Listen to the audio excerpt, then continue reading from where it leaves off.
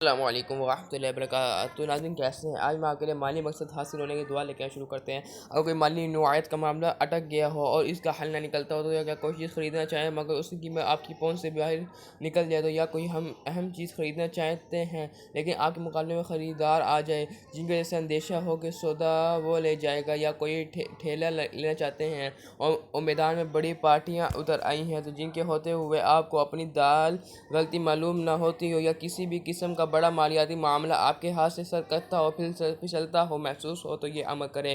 انشاءاللہ غیب سے ایسے اسباب بنیں گے، بازی کی آپ کے ہاتھ میں رہے گی۔ پہلے 100 بار درود شریف پڑھیں۔ بسم اللہ الرحمن الرحیم۔